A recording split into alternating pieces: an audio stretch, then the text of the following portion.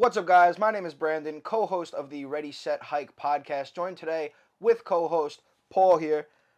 This is our first episode, so bear with us as we're both completely new to podcasting, new to recording, new to creating content, but I'm happy to have you guys join us for the ride. In today's podcast, we're going to be going over a recap of all the games through week 5 so far for the regular season, talking a little bit about our thoughts and our takes thus far.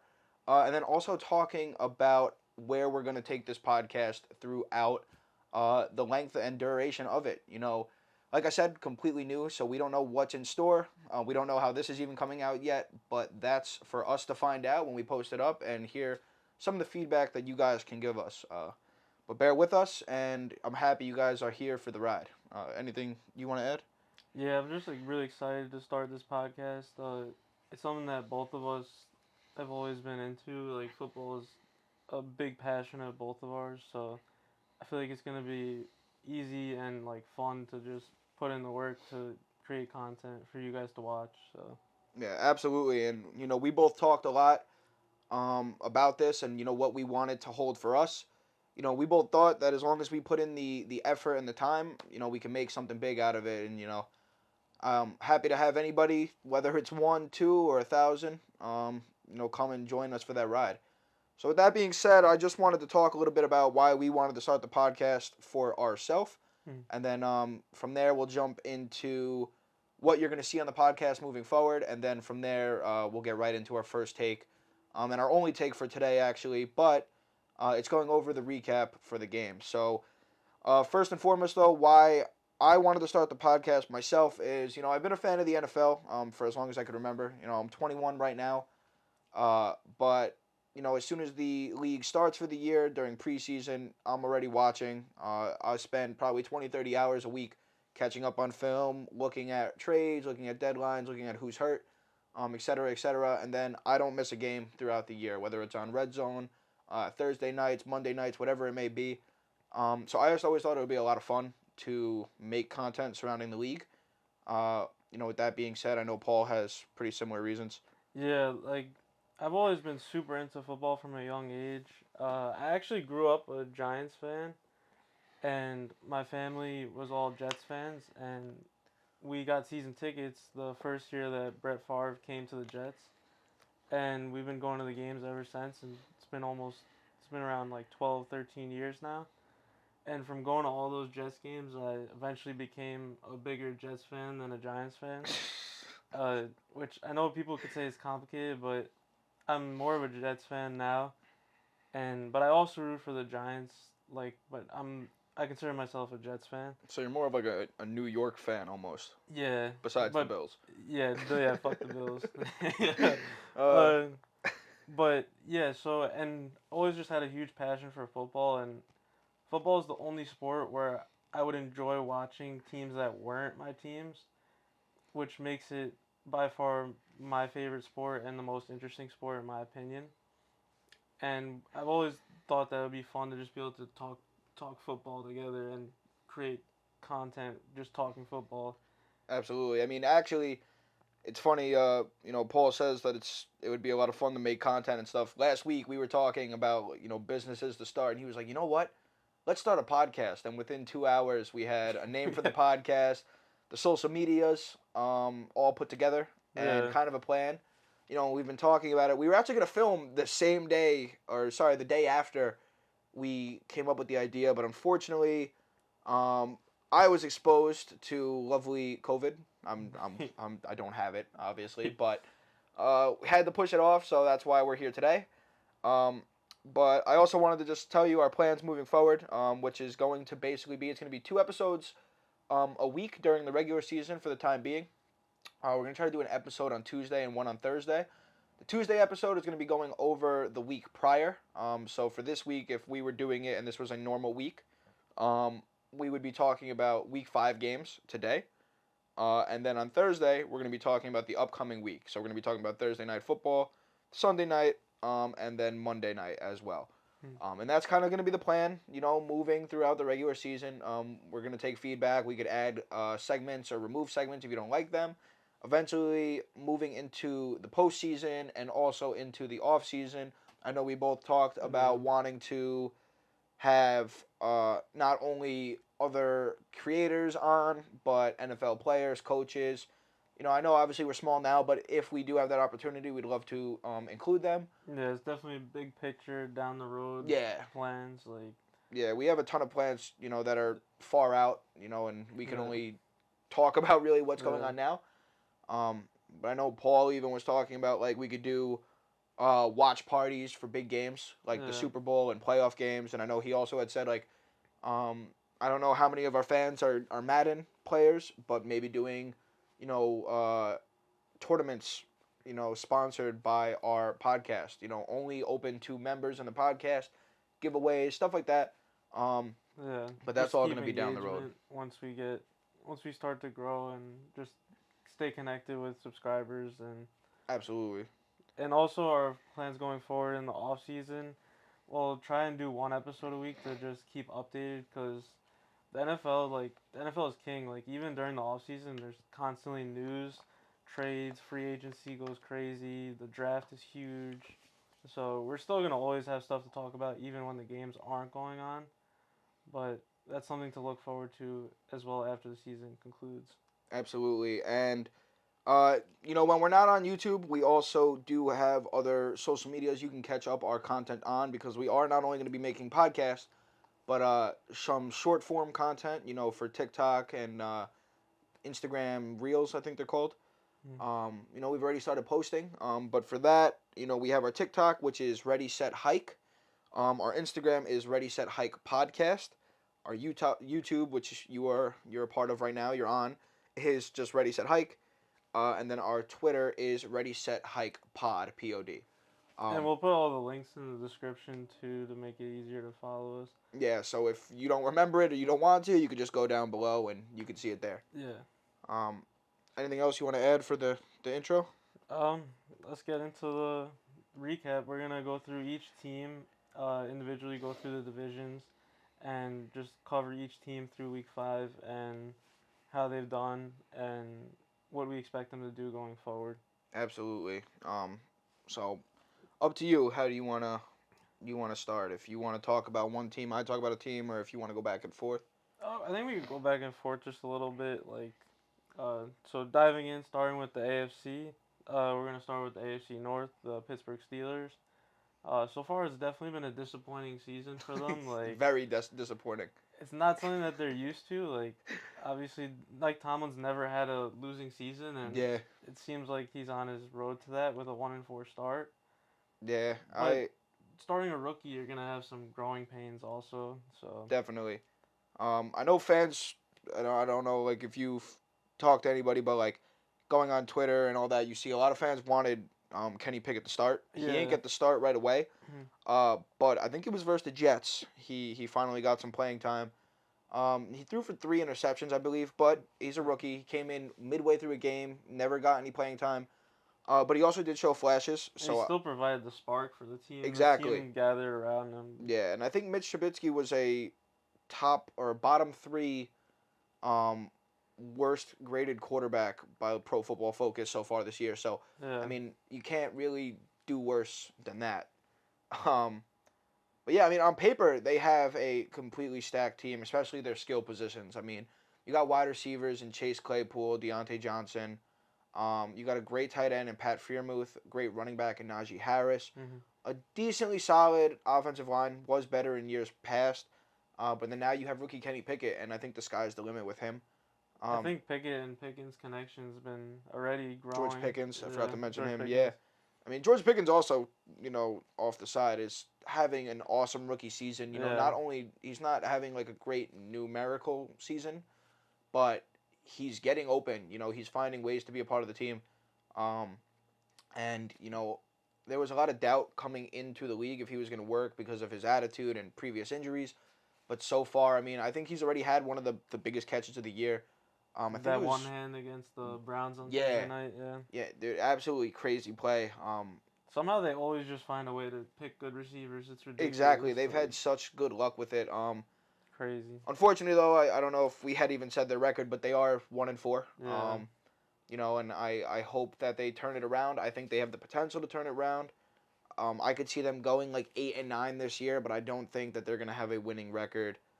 With all the changes And and the loss their of start. T.J. Watt was monster That's too. right. T.J. Yeah, Watt also went out. I think he was out week 1, right? yeah, he got hurt. Tore his shoulder against the Bengals. He was already going crazy, but That's unbelievable. yeah, it's But been a frustrating season for the Steelers so far. to say the least. So next we're gonna get into the Bengals.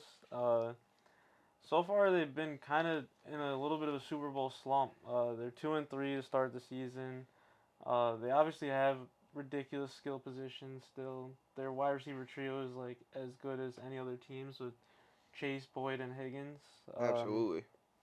But they're coming off a close loss against the Ravens, where they lost on a field goal to end the game.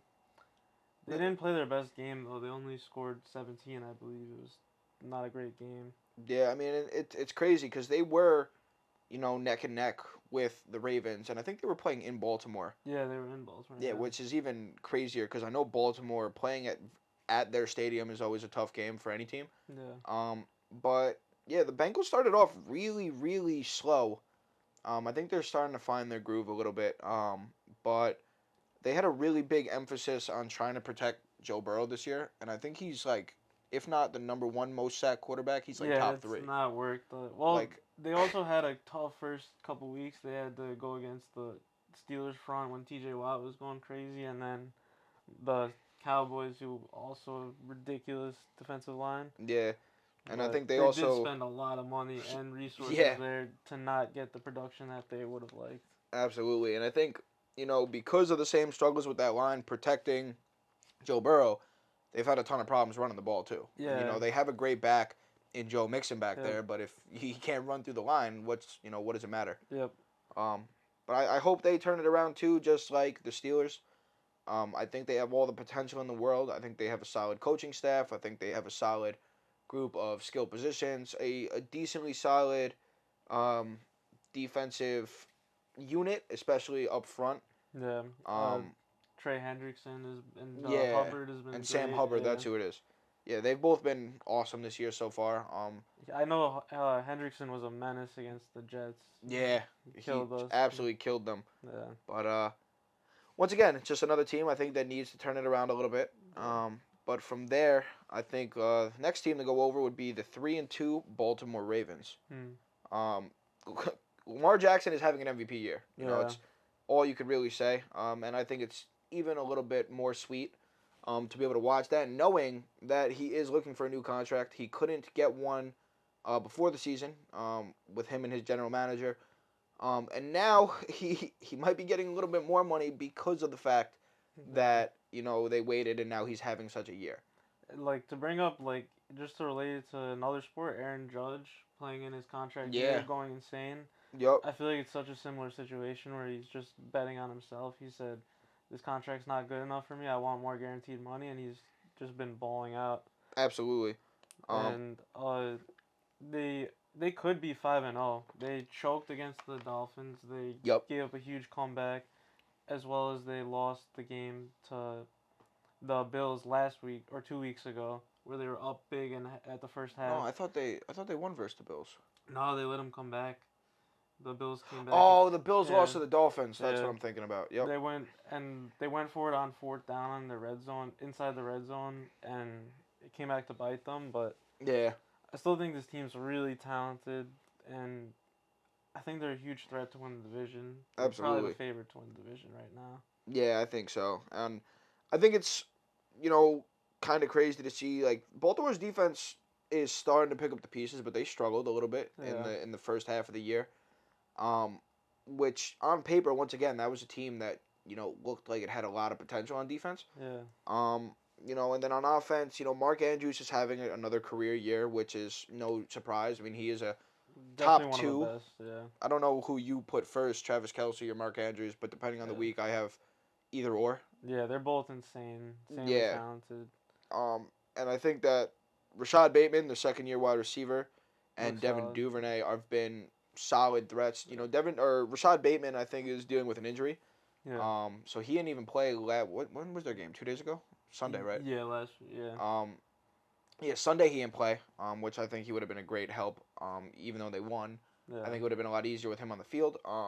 But once again, I think that's a duo that you could watch for years to come, hopefully. Yeah. Um, and hopefully they produce. With that being said, though, the next team we want to talk about is the Cleveland Browns, who are also sitting at 2-3, and this is a really Right. interesting team because of how they look on paper, everything surrounding Deshaun Watson, who is now part of that team. Huge story in the off season. Huge Yeah. story. Actually, it's And been 2 years now, right? yeah, I mean it's gonna be interesting to see how he's gonna play because Yeah. he hasn't played in so long. And Jacoby Brissett started the season really good, Yep. and it almost seemed like okay he's gonna like manage them along, but he's struggled as of late. Yeah. So it's gonna be interesting to see how they continue to do. But their running back duo has been insane. Absolutely Chubb and nuts. Hunt are top tier. I think Chubb leads the league in rushing yards, and Yeah, he then does. Hunt has also been doing very good. Yeah, I think Nick Chubb's sitting at like 593 yards and 7 touchdowns, It's crazy. which is like even like if you look at like sports betting, he's the only player that I think every week it's in his favor to score a touchdown. Yeah, Like the only person that odds are like against you as a better to put money up versus him. yeah, Um, he's ridiculous. but obviously, I mean, the other thing is like Kareem Hunt. People don't remember like he was ridiculous his rookie year on the Yep. Chiefs. Yeah. His big problem was the out of league Yeah. stuff that Issues. popped up, Yep. and that's why he became a free agent in the first place. Um, but he could have been like an all pro back if he was the only back. Yeah. And I think like even if Nick Chubb were to go down, I think he's a back that could produce 1,000 yards. And I think that's one of the reasons why he was holding out for a period in the off season. He thinks he's that good, Yeah, and he wants to be paid as like a running back one, even though he technically is a running back two absolutely. for their team. Some other big stuff that happened with the Browns this year so far. Defensive lineman Myles Garrett, who's obviously probably the number one D lineman in the league, or Yeah. you could talk about him with T.J. Watt and Aaron Donald, Yeah. in that same group. But he was involved in a car accident. Luckily he didn't sustain life-threatening injuries. But it did sideline him a week. Mhm. But we hope to see him back on the field. This Yeah. week. Did he play this past week? I believe he Or may was have. He was questionable. I'm not entirely sure. Yeah, I'm not positive either, but I know that he didn't play, the week prior. Yeah. Um, And also the but defense has struggled. They gave up a lot of yards against the Jets in the fourth yeah, quarter. They they let up the 30 points to the Chargers last week. The defense they have some good names on the defense. Jeremiah Owusu Kormoa, yep, Denzel Ward. Like they have some solid pieces. Myles Garrett, obviously, but been they can't stop the bleeding with the point scoring. yeah, and it's crazy because their offense has put up a decent amount of points through the first 5 weeks. Yeah. But I would really like to see Amari Cooper get involved more. I know that it's still technically early in the year. He has to build that relationship with Jacoby Brissett, and then he's gonna have to do Yeah. it all over again. I think it's week 11 when Deshaun Watson's coming back. Yeah, I think it's an 11-week suspension. Yeah. Yeah, so he has to now build it with him in the Yeah. future. But I'm really enjoying watching their skill positions, and like David Njoku's having a massive year so far. He's been a monster. Yeah, he's been awesome to watch. So I think once they figure out, how to work as a unit, both on offense and defense, and then when Deshaun Watson comes in, I think that they have the potential to be a contender. I'm not saying this year, but I think they'll finish like middle of the pack. Yeah. But I think next year they're gonna be a tough team to watch. Mhm. But that wraps it up for the AFC North. So now I wanted to move on to the AFC South. Mhm. So If you wanted to, we're gonna start out with the Indianapolis Colts. So far it's been a rough year for them so far. They're 2-1. They coming off of a very ugly, an electrically ugly game against the Broncos. the most boring game to watch so far this year. It was an awful game, but it was close the entire time. It was a field goal fest. They've been struggling to protect Matt Ryan. He's not having a great season Ridiculously so far. hard to protect for him. The rookie offensive lineman that they put in against the Broncos on Thursday played awful. it's been a rough time, and they're dealing with injury to Jonathan Taylor, who's been like a running back one, Yeah. but he's not having the same production with this offensive line. Quentin Nelson's still a monster, but on the other side, other parts of the line, they've been mixing it up a lot, and they've struggled. Yeah, I really like their defense, and I really like their wide receiving core. Mm. I mean, you could even make an argument for like the running back core, in Naheem Hines Yeah. and Jonathan Taylor, but Naheem Hines got knocked out last week. That injury was scary. Yeah, I don't know if anybody saw Tua's injury. I'm sure you couldn't have missed it, but very similar to, Yeah. gets up and stumbling So all over wobbly, the place. Yeah. Yeah, and I mean, he was out. What was that? That was like the first play Yeah, of it the was game, like right? the first drive. Yeah. Yeah, so Yep. he got knocked out just like Jonathan Taylor, and that Mhm. was tough for the running game. But I'm a huge fan of their wide receiving core, and I think that, Yeah. especially the duo and Alec Pierce, who's a rookie, has 222 yards already, and Michael Pittman, who I don't know if he's a third year I player. think he's third year. Yeah. Yeah, he has 283 yards so far. So both of them I think can be like 1,000-yard receivers, especially if they build up that connection with Matt Ryan, and Matt Ryan can get more time to throw the ball. But their defense, I think like really is something special. Stephon Gilmore's an insane. He was He's so huge good. against the Broncos. Yeah. The interception in the fourth quarter to give them the chance to go tie the game, Yep. as well as the PB in the final play of the game. He's showing that he's still a top tier cornerback. Yeah, and I really like their defensive line. You got Kwity Paye, and you also have Yannick Ngakoue, and they really complement each other. I think like similar to the Cincinnati Bengals. Yeah. You have Sam Hubbard and Trey Hendrickson. I think they're like a similar kind of duo. Mhm. They're not both top D linemen in the league. They're both really solid. Kwity Paye is only in year 2, I think 2. So I mean, he has the potential to keep going and get a lot better.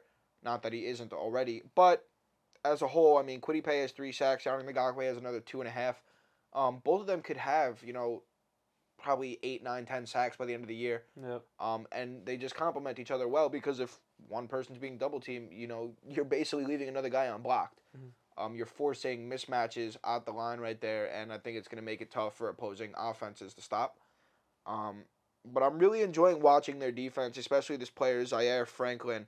He's a 5th-year linebacker, but he leads the team with 54 total tackles, which is the most in the season, or most in a single season for him, and it's only been 5 games. 5 weeks, yeah. Which is nuts. Yep. I don't think he was a starter, on their team, or at least he was a rotational player up until this point. But it looks like he could play. You give him, some more play time, and he's producing. I'd like to see how he does the rest of the year for sure. Yep. So we're moving to the next team, the Houston Texans, which we didn't write a lot about. Yeah. They're only 1-3-1. They got their first win. It was a very ugly game in Jacksonville. They won 13-7, but yeah, they're on the backs of Damian Pierce, who's having a phenomenal year. Absolutely. To start. And they're still relying on they're still using Davis Mills, who I don't think anyone really thinks he's a great quarterback, but I mean he's servicing them like. See, that's a player that I would like to be good because of his story. Yeah, he's. But like at the same time, like you said, like I don't think anybody really sees him being like a 10-year, 15-year starter in the league. Yeah. Other than running with Damian Pierce, I mean, their offense has struggled, a decent amount. It's like Paul said, their offense is literally on the backs of Damian Pierce. Yeah. And he's a rookie. He's still going to make those mistakes. And, you can't blame him. He has to adjust to the speed of the league. But he had a beast mode run against the Jaguars, which is carried like of, 8 defenders. Marshawn Lynch. Yeah. It was pretty crazy. Yeah, it was pretty cool to watch. I like to, just see them keep feeding Damian Pierce, and, hopefully their defense steps up a little bit more. I know that Jalen Petre, I think he's a free safety for them. He's a rookie. And Derek Stingley, both. Stingley got an interception. Yeah, he got his first interception finally. He looks solid, too. Yeah, I think they're both going to be, big-time starters for them years to come. Yep. But, once again, like Paul said, they are only 1-3-1. So they do need to improve a decent amount. But we'll see how they do moving forward. Yeah. But with that being said, we're going to take a quick break. And we'll catch you guys with the next team. All right, so we're back from the break, and we left off with the 2-3 Jacksonville Jaguars. So this team is actually really interesting because last year was Trevor Lawrence's first NFL season. Nobody expected, them to be, a contender right away, but Yeah. this year they're starting to compete. I mean, 2-3 doesn't seem like they're competing a lot, but they've put up a decent amount of points. Christian Kirk, their big signing in the free agency, Yeah, they paid him a lot they of paid money. him a stupid amount of money, Yeah. is actually having a good year. Yeah. But everyone thought he was overpaid, me included. I don't know if you thought he was Yeah. overpaid. Um, He but kind of set off the whole wide receiver market yeah, too. he completely altered it with that contract, similar to Deshaun Watson's contract, which we didn't Yeah. talk about earlier. But like that Changed the whole guaranteed QB money, market. yeah, and like I know that's why That's why Lamar wants to get. He wants to exactly, get a Deshaun Watson yeah. contract now. And I think even what's it called had a big contract, which we'll get to, but Russell Wilson Yeah. also Yeah. just His signed a contract is massive crazy. guaranteed contract. But yeah, Jacksonville Jaguars, their defense, first off, looks pretty good to start the year, especially rookie Devin Lloyd, linebacker. I think he was out of Utah. Um, or was he out of Utah or was he out of Georgia? I think he was out of Utah, but has a great amount of tackles, been playing all over the field. He's really fast and he's more of a field general type linebacker. But I've been enjoying the watch. It's been enjoyable to watch them. Hmm. Has I mean, Trayvon Walker done a lot for them? he's done pretty well. He had a bonehead roughing the passer Yeah, penalty last week, but I think he's that's having some a of those solid rookie game. things that Yeah. he'll figure out. Um, And the running back duo has been performing pretty well. that's James right. Robinson and Travis Etienne. Etienne missed the whole year last year, but he's been doing pretty well so far this year. Yep. Also, Jacksonville's kind of on a downturn right now. The last couple weeks, they played really sloppy against the Eagles, turned the ball over a lot. They lost a very low scoring game against the Texans at home last week. But overall, it's been a big improvement from what we saw last year. Absolutely. I mean, last year obviously they had the number one overall pick, so Yeah. they're 2-3 so far. I mean, we'll see how they continue to shape out. But Trevor Lawrence is having a good year so far. So Yeah, and also we didn't talk about it. They have a new head coach in Doug Peterson, who was a big head coach for the Eagles. hmm. Bounced around a little bit since then. I think he retired for a minute too. Yeah, he was Um, out of the league between that. yeah, and now he's back with the Jaguars. And honestly, I'm not saying he's going to be coach of the year, but I think that his name will definitely be talked about when that Yeah. conversation comes up. Not because of their record so much, but because of the turnaround that he's producing for that team. Coming from Urban Meyer last year Yeah, and the mess week after week that was, to yeah, just have some stability, not having some bad storylines in the media each week. yeah, It's got to be something that Jacksonville can be happy about. absolutely. And from there, I think that's where we can kind of leave off with the Jaguars. Yeah. But from there, we have the Tennessee Titans, the last team in the AFC South, and they are sitting at 3-2. The big thing is obviously everyone when they talk about the Titans, Derrick Henry is still a monster. Yeah. He's still one of the hardest backs to bring down. He still has crazy good speed, and you don't want to be Josh Norman when you're coming up against him and get Yeah. stiff arm to the ground. And they've really turned it around. They flipped the switch. They started off the year slow. Yeah, definitely. They won the last couple weeks. They won the huge divisional game 2 weeks ago against the Colts to be now first in the division. Yep. Which was monster for them. And listen, I mean, Mike Vrabel is a great coach too. He's always gonna have his guys prepared. Definitely. So even though they lost AJ Brown and Treylon Burks is trying to fill in for them, they've still been providing a good team on the field each week. Yeah, definitely. And speaking of Traylon Burks, I think that he's having a decent year. He's getting involved, but they're definitely missing AJ Brown, like you Yeah. said. AJ Yeah. Brown's been having a great year so far with the Eagles, which we'll talk about.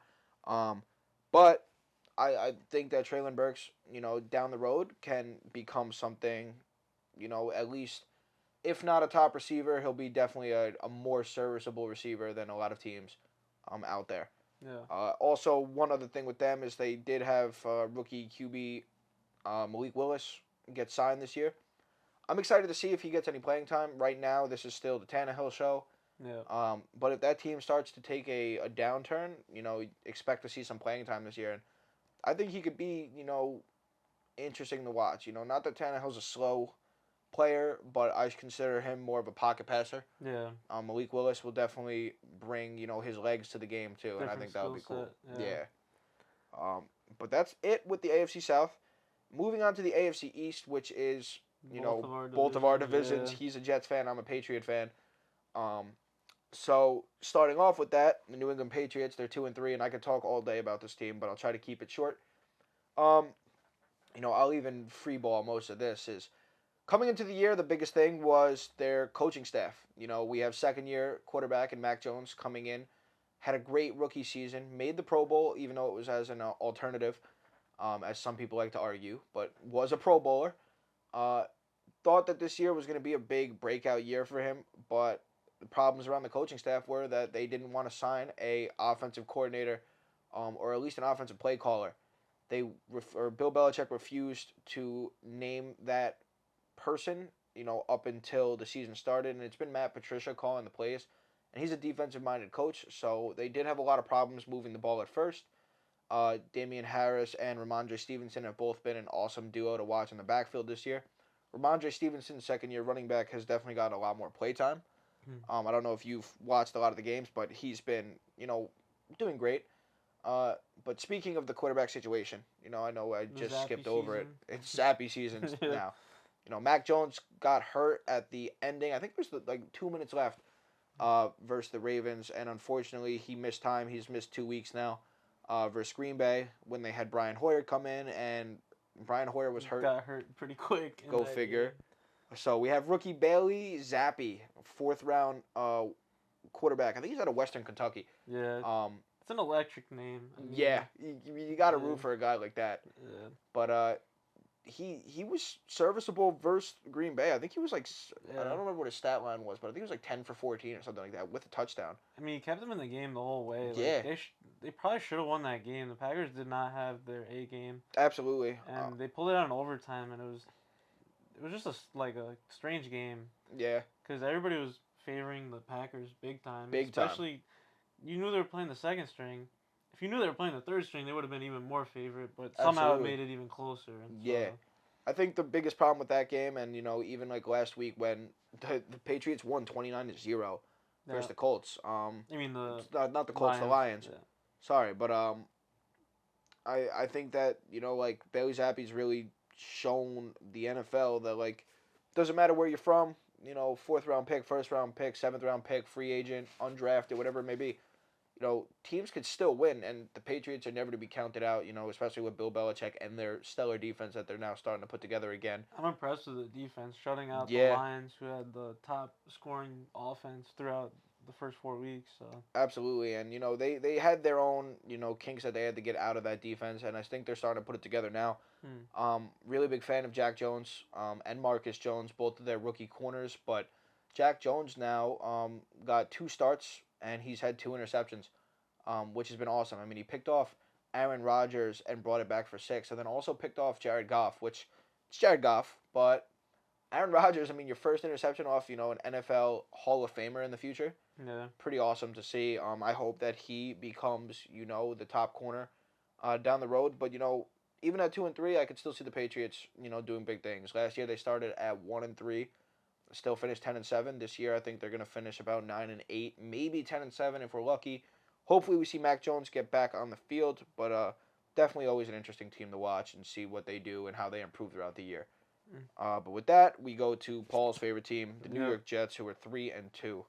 Yeah, so just talking about the Jets so far, I mean, how could you not be like super excited about what we've seen so far? I mean, going into the season, like you have Zach Wilson get hurt in the preseason, which was the biggest story going into the season. It was very frustrating.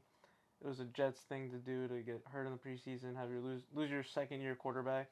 But Flacco, he did okay. I mean, he got that huge comeback win against the Browns, which was incredible. Easily one of the best wins that I've ever seen. Nick Chubb should have just went down. The game would have been over, but come back. Everybody knows the story. Yep. The huge story has been the impact of the rookies. The Sauce Gardner has been pretty locked down. He got his first interception against the Dolphins last week. he forced the safety in the first play of the game, the first offense play of the game for the Dolphins, And took out Teddy Bridgewater. and injured him. Not that it's a good thing. Yeah. Not that it's a good thing. But I mean, you put in Skylar Thompson, rookie quarterback, And he's versus not. Jets defense, and Robert Saleh being a defensive coach. I mean, you were struggled from the beginning. And the interesting thing about that too is they said if it was the old protocols, Bridgewater would have went back in the game. Yeah. But because he stumbled a little bit, then he was not allowed to come back in the game. Yeah, which they just changed Because due of to Tua. Yeah. And same team. That's why Teddy was in there in the first place. Yeah. Hopefully he gets well, but it's crazy to see how that game turned out. We actually were both at that game. Yeah. He's a season ticket holder, so he's at all the games. And my family, my dad's a big Dolphins fan, so we went to the game to root against the Jets. And we found out real quick that it was a losing battle. And Breece Hall, monster. Oh my God, so good. I wish he had 3 more rushing yards, so he could have had 100 rushing and 100 receiving. Absolutely, yeah. But he's been very, very good so far. Him and Michael Carter have been a great running back duo. Absolutely. Garrett Wilson has been a great addition in the draft at number 10 overall pick. And then we also got Jermaine Johnson on the defensive line. Yep. So, I mean, great draft class from Joe Douglas. I mean, and another big story about the Jets is the offensive line.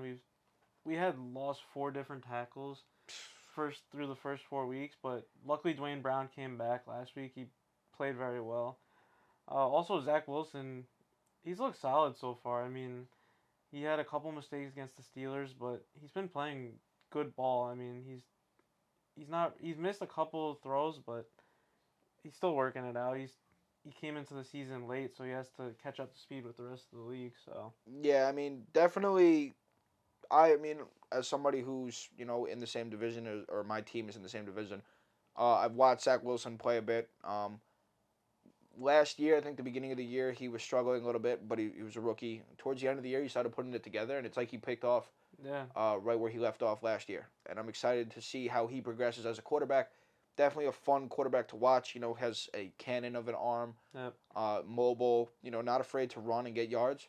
So as long as he can stay healthy, and as long as that team can only get better and better and improve, especially off that motivation through these past couple weeks, I think that it's going to be really fun to watch, how they do through the rest of the year. Yep.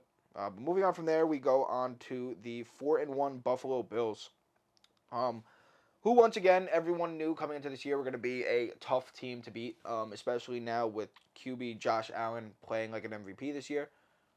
Everyone knew from the beginning that he was going to have a year like that, and they only got better in the offseason. They all worked together longer. They have more chemistry. Sean McDermott's coming off a massive year at coach. And then on top of that, the addition of Von Miller on defense he's been a monster. has been huge so far. Even I think he's like 31, 32. Yep. Still, been huge. And I'm somebody who has Stephon Diggs on my fantasy team because I know how great he is. But him and Gabriel Davis have been ridiculous this year. I mean, Gabe Davis this past coming week, off a crazy game, Yeah. Randy Moss type game where he had just 3 catches but 180 some yards and 2 touchdowns. Yeah, and 2 of those touchdowns came off absolute bomb plays too. And I mean, Josh Allen's easily an MVP front runner, and the Bills. This is their division to lose. They're the new kings of the AFC East, and both of us are at their mercy. So they've been a great team. Yeah, I'm excited to see where they take it throughout the rest of the year because obviously, they've been great already, but they're only getting better. And they had a lot of injuries on defense too. I know Micah Hyde missed a little bit of time. Jordan Poyer missed time. They've had rookies in some of those places or backups, and they've still held their own. Versus some of these great offenses that they played like the Ravens. But they're improving just like every other team still, and it's going to be exciting to see what their record really ends up being. Still sitting at 4-1 now. Yeah. From there we go to the Miami Dolphins, which we talked a little bit about already because they did play the Jets this past week, sitting at 3-2. But God, did they have an awesome start to the year before facing injury. They definitely got a peak, and since Tua got hurt, it's took a turn. It's completely downhill. The Tua injury was obviously very rough to watch. He got concussed, and it changed the whole league with the way that we handle concussions now. And I mean, the big story has been the wide receiver duo, the addition of Tyreek Hill, and how the two speedsters have just been performing at a ridiculous clip. But we have to see how long Tua is going to be out. They started the season 3-0. They were top of a lot of people's power rankings. People were Definitely. super high on them, but they've had a lot of injuries as of late, so Yeah, and they've struggled. talking about how like Paul was talking about how like Tua was handled and everything like that.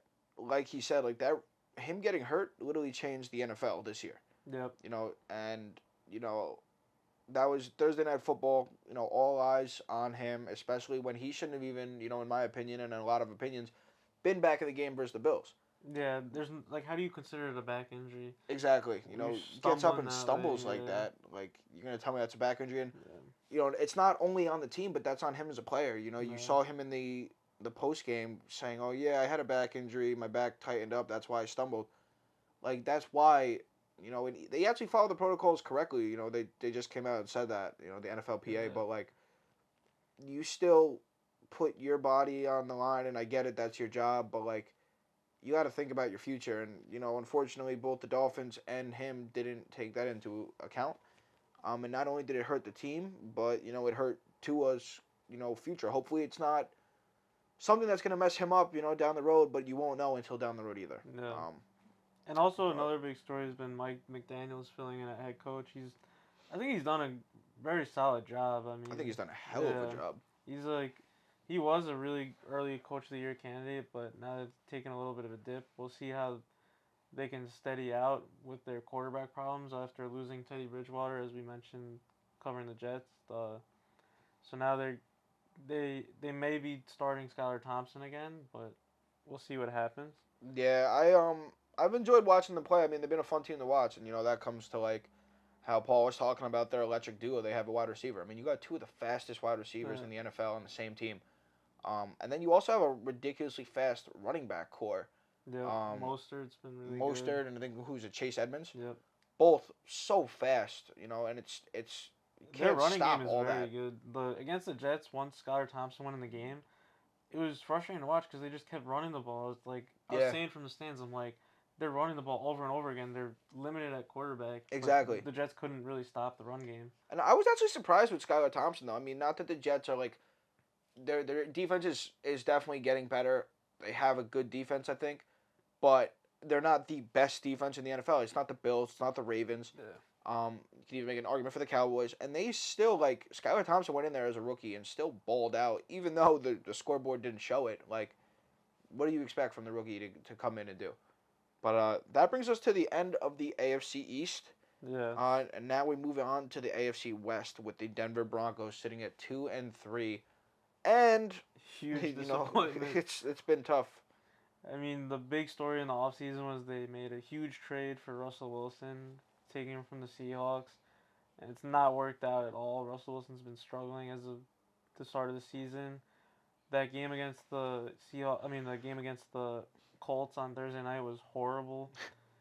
Both of those interceptions were inexcusable. The first one just threw a lollipop to the safety. It was the wide receiver was nowhere in the area. Big costly turnover, and then obviously the second one, throwing it into the end zone.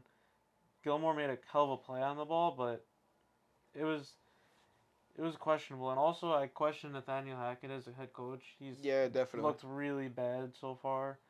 I think that they should have ran the ball on both the end of the fourth quarter when they were trying to ice the game, as well as in overtime when, even though Russell Wilson missed, KJ Hamler was wide open. Yep. KJ Hamler was really pissed off. He threw his helmet in the Yeah, end he was zone. bad. He was mad. But yeah, I think Nathaniel Hackett's really bad coach. Yeah, and speaking of Russell Wilson again, obviously this is his first year out of Seattle, and everyone had super high hopes with this team. Not only is Russell Wilson struggling, which it's a new team, new offense, new city. I mean, a lot changed. New coaching, everything. He's only accounted for 4 touchdowns. He has thrown 3 interceptions, and he has a career low of 59% completion percentage so far this year, which it's crazy to see. I mean, Russell Wilson's been in this league for quite a while now, and to be struggling like that says something. Yeah. But you can't blame it all on Russell. I mean, injuries are absolutely killing this team. Left tackle Garrett Bowles is hurt. Sorry, Javante Williams was a monster Javante Williams injury. out for the year with a torn He was ACL. having a great year too. The run game was doing very well. Yeah, Now Melvin Gordon has to fill in, but he's had fumble problems. a Big time lot of fumble problems too.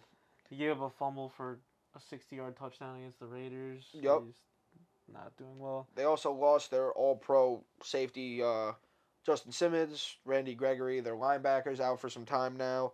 Ronald Darby, the starting corner, is out for a while now too.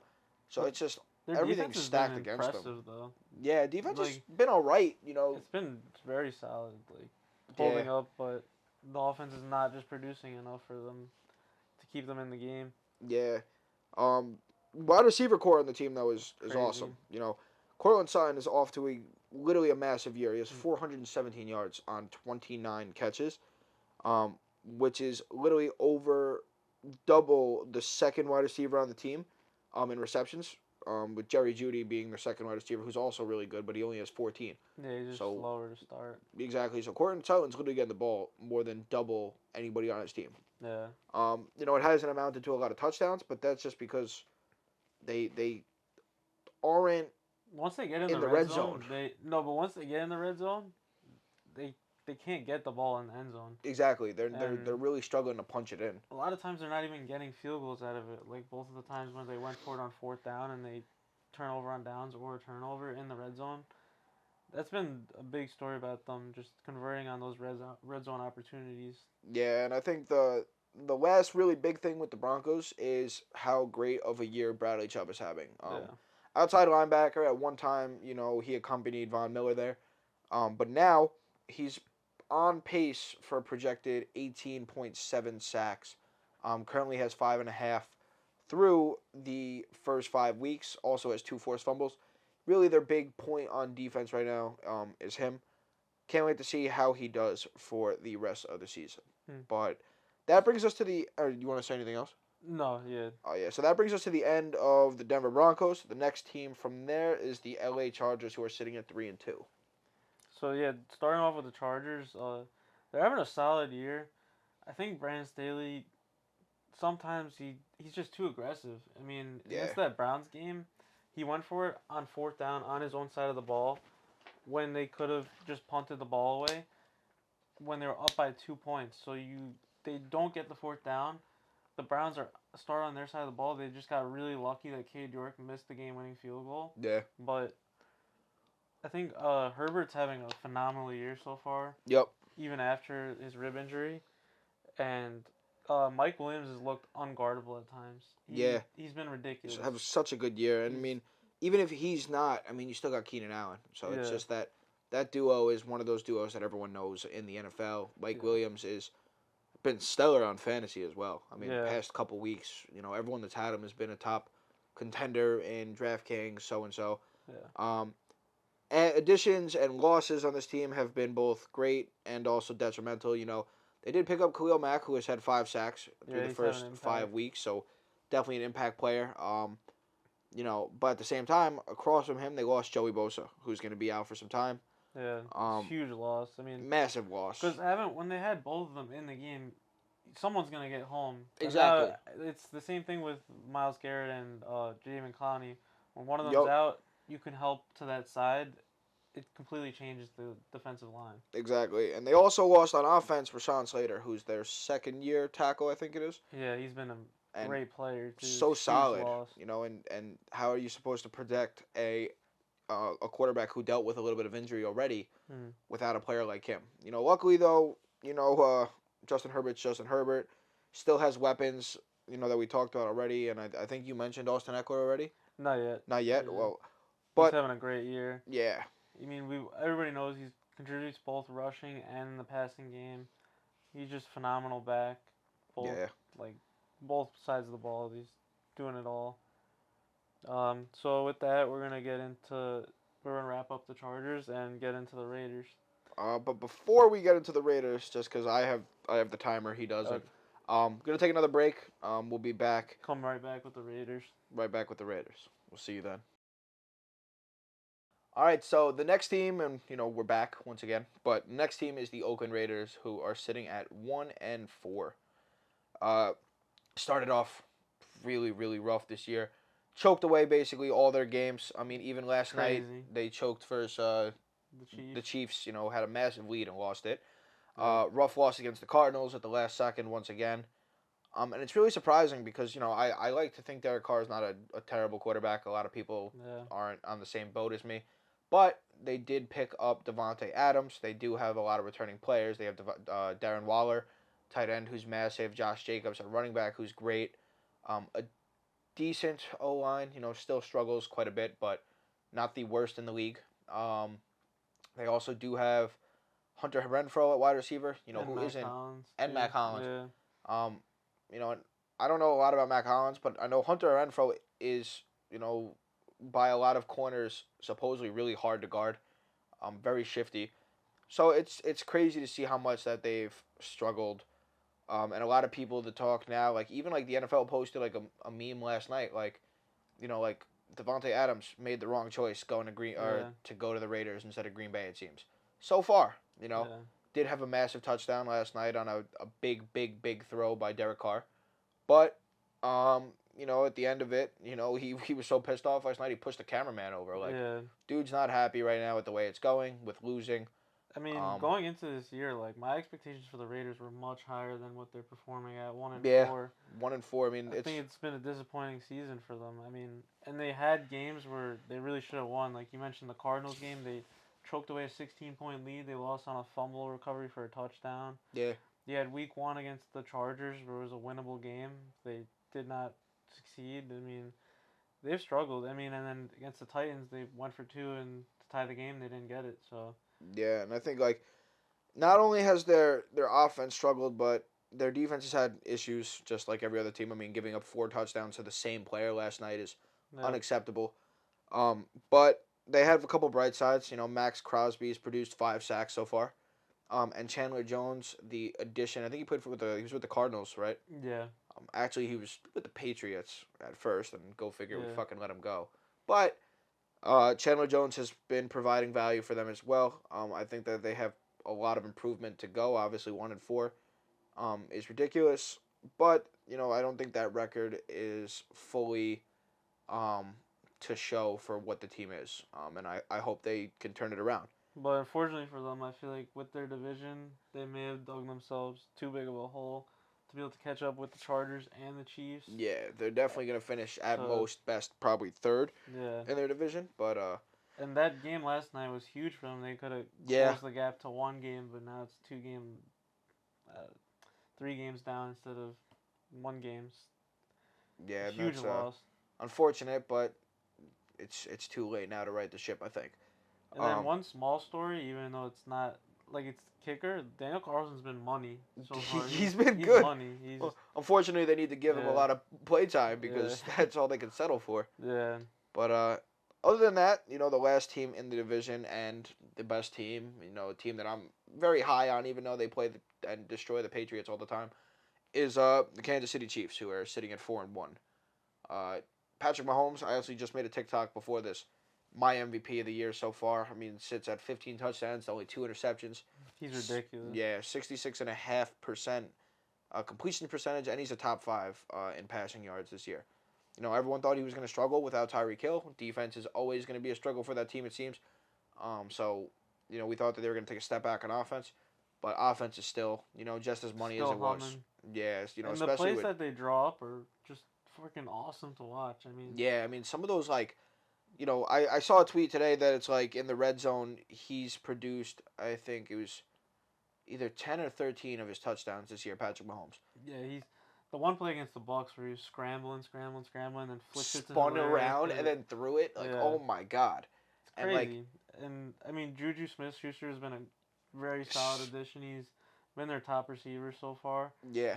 not counting Kelsey, the tight end, who's Kelsey's having a ridiculous year. 4 touchdowns last night. Yeah. And He's their top weapon by far. yeah, and I was kind of shocked because, like, I knew that the Juju Smith was like a decent receiver, but I never expected him to produce with any team. I thought he was always going to be like a serviceable receiver with the Steelers. I thought that's where he was going to spend his career. Um, but you put him with a guy with Patrick Mahomes, and as they build their chemistry, him. I think Byron Pringle still plays there. So you got really fast guys, and then you also have a guy who could just get open. And they also have And Valdez Scantling, who's and been Valdez solid. Scantling. Yeah.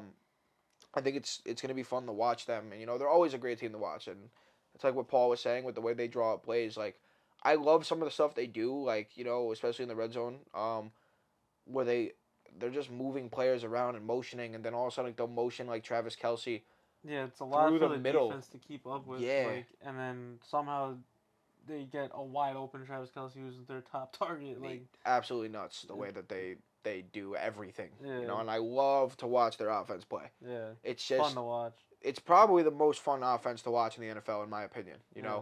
Running they have game. great running backs too. Yeah. Like not like top tier running backs, but they have solid running backs across the board. You have Clyde Edwards-Helaire, who's been performing very well. Pacheco, the rookie, who's been surprising from Rutgers. Yeah. And then McKinnon did really well last night too. Yeah, so I'm excited to see how they go moving forward. And I think it's a team that could honestly, in my opinion, finish the year like 15-2. Yeah, like just the way that they playing, and Patrick Mahomes playing like an MVP and not having to worry about taking those deep shots to Tyreek Hill. I think it's actually helped him because he's not looking for that deep ball, the one and all ball, and it's gonna lead to less turnovers as well. So we'll keep seeing how they do. But like I said, I think they're gonna have probably the best record, if not favorited to win the Super Bowl. Favorites to win the division easily too. Definitely. I think it's really going to be between the Chiefs and Bills, like everyone thought it was going to be in the AFC. And I think that's the matchup next week, actually. Yeah. Chiefs Bills. So it's gonna be exciting. So it's going to be fun to watch. We'll get into that in our weekend preview later in the week as well. Exactly, and but that brings us to the end of the AFC. Like I said, and like Paul was talking about, Chiefs and Bills are definitely going to be the AFC teams to watch. It's going to be exciting to see how they progress, both of them.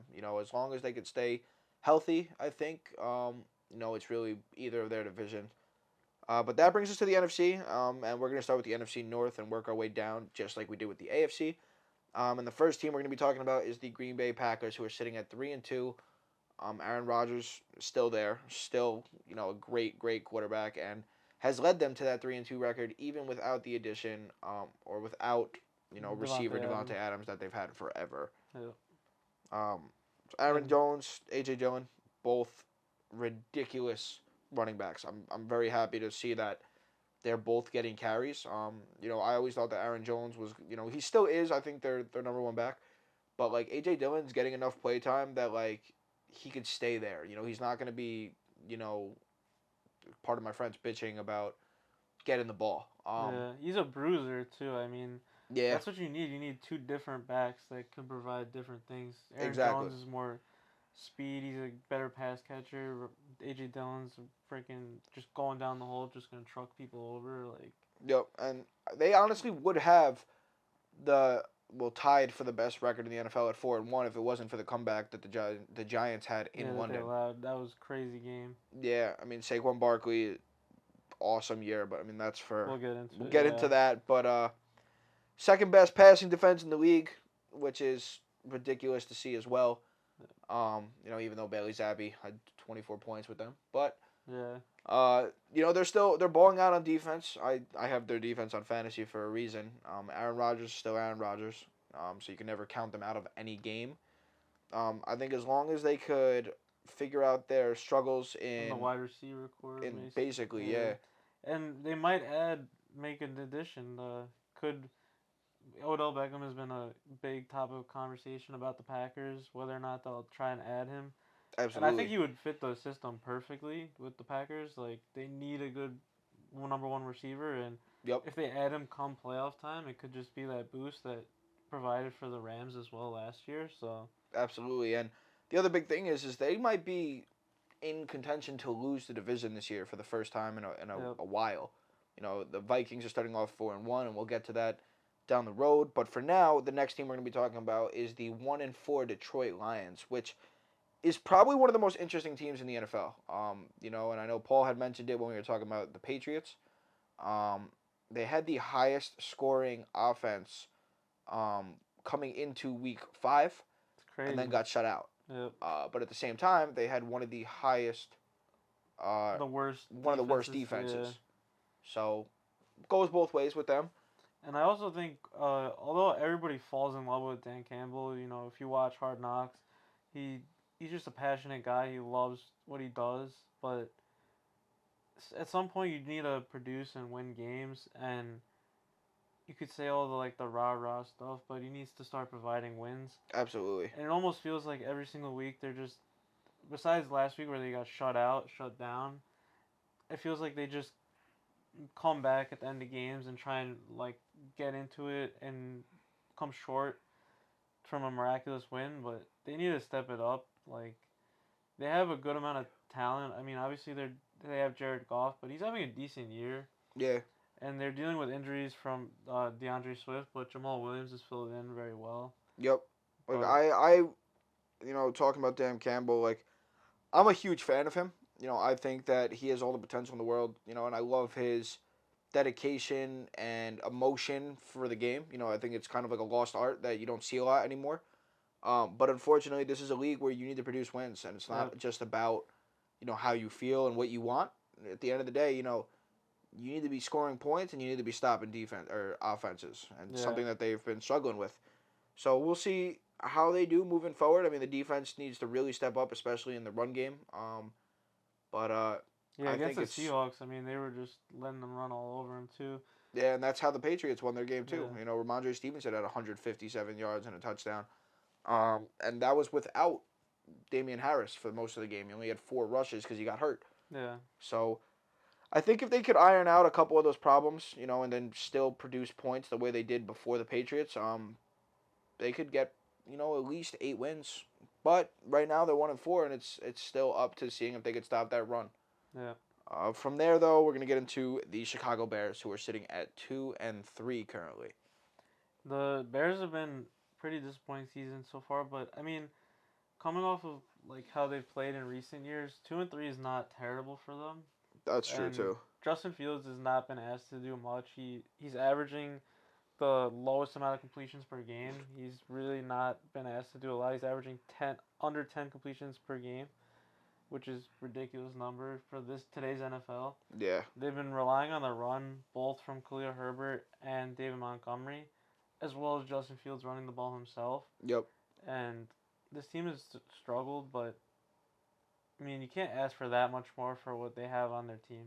Yeah, and my thing is like I'm also an Ohio State fan, and I had really high hopes for Justin Fields. I actually wanted the Patriots to draft him. Yeah, Uh, I was interested in them with the Jets also. yeah, I think he would have fit in like a lot of these offenses, and like just because of that 1-2 punch of his legs and his arm. Yeah. Um, had a great year. Obviously, was really good at Ohio State, but now he's come to the NFL. He has is it a new head coach this year? Yep, Matt Eberflus is the head Yeah. coach. Where was he? Green Bay. I can't remember where he came from. I But I think think he was a coordinator somewhere. he's coordinator somewhere, but he's been struggling. And Mm. it's a new coach. Um, but I think that Justin Fields hasn't really been put in the right situations. I like Yeah. that the fact that they're keeping him under, 10 completions a game. They also have a Um, terrible offensive line in front of them. so bad. They've allowed 18 sacks through 5 weeks, which is among the top of the league. And if you couldn't make it any worse, they've also been affected by weather. The Yeah. first 2 games, one of them was pouring, and I think the other one was also rainy. Yeah. Yeah, so they 2 games back to back. I mean, luckily they won playing in the that mud. Niners game, which was a sloppy game. Yeah. That was a huge surprise to start the season. Yeah, right off the rip. I mean, they got their win, and That was a highlight for them for sure. yeah. So And they should have. They were in the game against the Vikings. They stormed back and they took the lead, but they let it slip. unfortunately, but other than the Bears in this division, we have the Vikings, and I know we talked a little bit earlier about them potentially winning the division. They sit at 4-1 right now, with Dalvin Cook in the backfield, second-year wide receiver And Justin in Jefferson. Justin Jefferson, KJ Osborne and Adam Thielen, obviously still there to round out that trio that they have.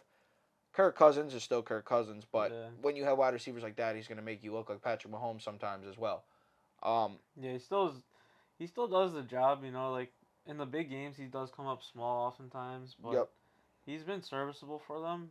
Their one low light was the game against the Eagles on Monday night, where they just got stomped out. Absolutely killed. But the Eagles are a really good team so far. I mean, But they're undefeated still. I I'm not sure whether or not the Vikings will actually pull out the division, but so far they're doing great, and it's gonna be interesting to see if the Packers can round out into form, come down the stretch, and start to boost themselves into first place. But I mean, they have ridiculous skill positions. I mean, it's gotta be top five in the league with, like you said, the receiving core, but then Dalvin Cook and Mattinson as well. Yeah. It's ridiculous. And I don't know if you had mentioned it yet, but Justin Jefferson's on pace for 1,000 yards. Yeah, No surprise. easily. Like he has 547 yards through 5 weeks. Exactly. He's averaging over 100 yards a game so far, Yeah, which is ridiculous. it's crazy. He's so good. Everyone knew that he. No, Justin Jefferson. I thought he was in his third year actually. Might be 30. Yeah. Might be third year, but awesome freaking receiver. Like, dude, it's so much fun to watch him play. He's been really like a breath of fresh air for the NFL. Not And that he's the just NFL fun hasn't. to watch too. I mean, he Yeah. does the gritty, like it's taking Exactly, over the yeah. entire league. Saw Zach Wilson do that. 2 weeks Exactly, and ago. like that's really good for the Vikings organization as a whole to have a player that the NFL likes like that. He's a very likable guy. Exactly. But other than that, I mean, it's exciting to watch them. 4-1 is definitely a really good record. As long as they can maintain the way they've been playing on both offense and defense, I mean, they don't have to be the best at either. As long as they're doing what they're doing so far, and their players stay healthy, I could see them going pretty far this year. Yep. But that brings us to the end of the NFC North and on to the NFC South with a big team that a lot of people are talking about, the 1-4 Carolina Panthers. I mean, there's a lot of storylines we can talk about with them. So many. I mean, you have Matt Rule, the firing Matt Rule. You mean, the season's just been horrible for them. 1-4 start, losing close games, losing blowout games like against the Niners. I mean, I think it was the right decision to fire him. I was surprised that they did do it this early in the season. Absolutely, I knew yeah. he was not going to be there next year, but I thought they might have let him go a little bit longer. But I think it was the right decision. The big story was the trading for Baker Mayfield in the offseason, which has not worked out. Not at all. Not been a good trade. He's not performing well. Yeah, he's in the bottom three rated quarterbacks with Mitch Trubisky, Justin Fields, and himself. And then now, to add insult to injury, he's hurt now. Yeah, and now he's hurt. Go figure. He Yeah. gets hurt as they're 1-4, and his job's on the line. Yep. But yeah, he's done really nothing for that team. And it's not to say that Sam Darnold was doing a lot either, but it's still astounding to me that they let go of Cam Newton when they did. And ever since they've had more struggles at quarterback than they did with him. Yeah. But, I don't know if you had mentioned some of the highlights, though. Brian Burns on defense is still sitting at 4 stacks this year. Yeah, he's a solid player. Yeah, Great off the edge. I really like him. I thought he was always going to be good, and, he has been. Yeah. And then the really big news as well with the team is that there's potentially some big trades that are going to happen with it. Christian McCaffrey, he had said he was unhappy currently with the way it's going, how he's being used, how the team is doing. And now he may be a potential trade candidate, Yeah, they either know they're not mid-season. going anywhere this season, so they're going to try and get some picks for their guys, and Exactly. they're going to have to rebuild. I mean, And next year, it's a pretty solid draft class, Good quarterbacks, good D linemen, and a couple big running backs, I think, as well. So I think that they could find value by just trading away some of their players and potentially rebuilding next year. Yeah. But Panthers are same old Panthers. Yeah, it's not been a good year for them. Not at all. But next team, we're going to get into the Tampa Bay Buccaneers. They're going into week 6, they're 3-2. Tom Brady's finally starting to put it together. I mean, he's putting up some crazy numbers now. Now that his wide receiving core is fully healthy, I mean, now that his wife is leaving him. yeah, and that's another big off the sideline news. But yeah, I mean, their wide receiving core is ridiculous. I mean, you got Mike Evans, Godwin, Julio Jones, Russell Gage. Like, it's a crazy group. They just all have to stay healthy, like you said, Yeah, they're dealing with injuries most of the season, but and suspensions. yeah. I mean, Mike Evans got himself suspended 1 game for fighting Marshawn Lattimore. Yeah, that But- fight was pretty crazy. Yeah, I think the most surprising game, in my opinion, I mean, they lost to the Chiefs, which was like a blowout. Yeah, that I was mean, crazy. that was ridiculous.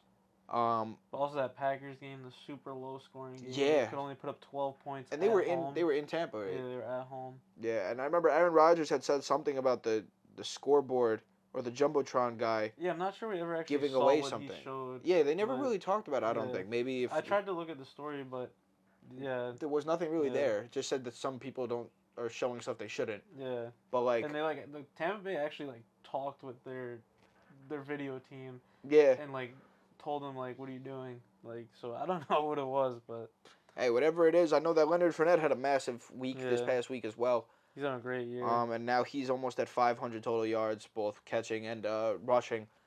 So super fun team to watch once again. You know, Brady is like 75 at this point, Yeah. and still producing. Not sure how many more years he's gonna play, but I know this is the first year, you can't even say this is the first year because it's every year since he's been like 35. And the ridiculous thing about it is they say you split each of his freaking decades, and he could make the Hall of Fame with each decade. It's such ridiculous. an amazing player, and always going to talk about the Bucs as long as he's there, just because he is Tom Brady and he is the Hall of Famer that he is. You know, he's also had now 2 Hall of Fame careers with 2 separate teams, and he's only been with the Bucs for now 3 years. And the defense has been ridiculous. Yeah. As good as it gets. I mean, you have Devin White and Levante David manning the linebackers, and they're going ridiculous with 19 sacks through 5 weeks. Yeah, and I think they also have the best nose tackle in the league in Vidi Vea. Yeah, he's awesome. Like, even if he's not getting sacks, which I'm pretty sure he has a couple this year. Yeah. You can't run versus that front. Yeah, especially he's like crazy. 400 pounds. So, gonna be fun to watch. Sorry about the phone. Something I should have prepared prior, but gonna let it ring and keep going. I know it's not too loud because same thing happened with another video I was filming yesterday. But the next team is the New Orleans Saints, who are sitting at 2-3. Big news out of that team so far is how well Taysom Hill played last week. 4 touchdowns, ridiculous game. And weren't they all rushing touchdowns or something like that? I think so. Yeah, and it's he's just such a unique player. Stop him because when he's in the game, he's most getting of the time, ball. The play's coming through him. Exactly. Also, Jameis Winston was their starter coming into this year again. He got hurt, had to actually miss time, and Andy Dalton had to come in. Yeah. You know, Andy Dalton, the Red Rocket. He's not, if he was still considered a top quarterback, he would have been playing at Cincinnati. Yeah. But serviceable backup. Unfortunately, one of his best throws of the day to Chris Olave in the end zone. Scary injury. Another scary injury, similar he to hit the two. His head really hard against the turf. Yeah, I think he actually had possession. I think they counted as a touchdown still. Yeah. But caught the ball on a back shoulder fade.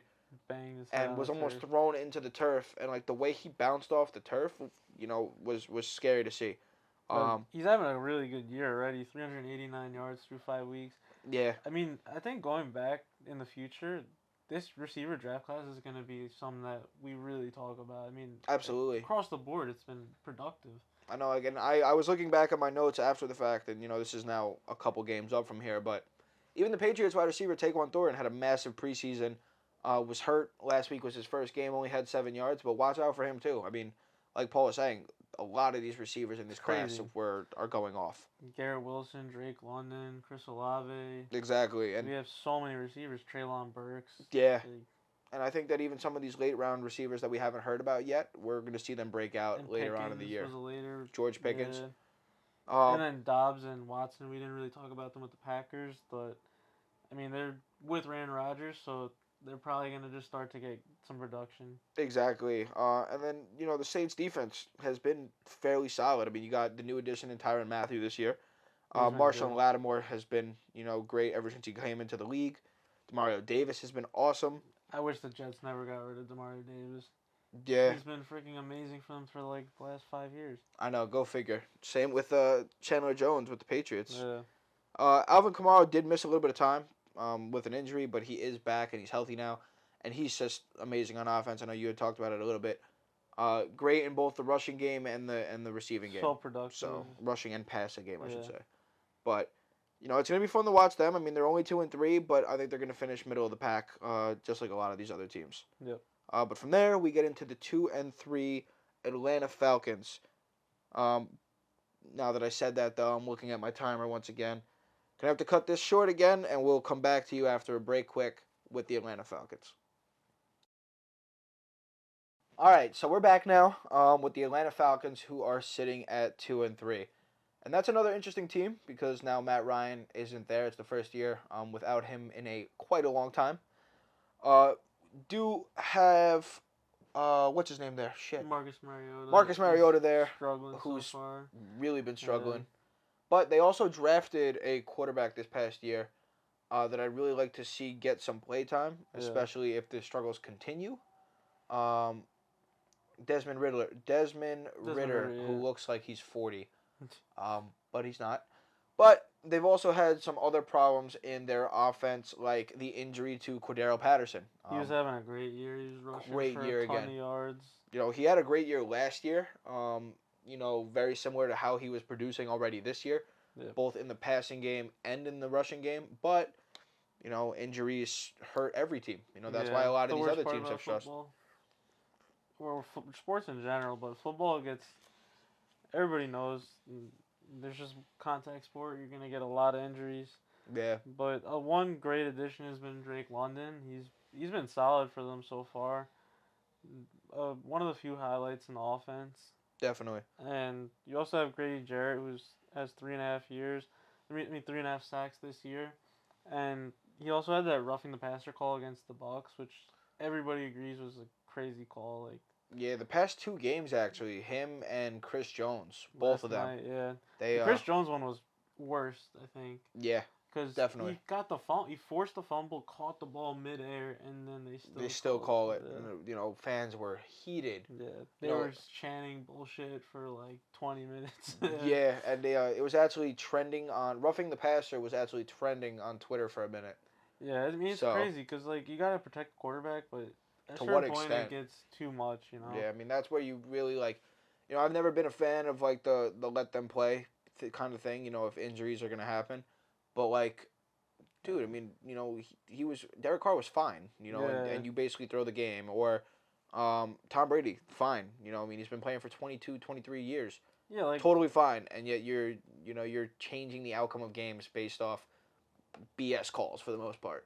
I mean for But yeah, defensive guys, it's like almost like what are you gonna do in a lot of situations? There's exactly. no win, like.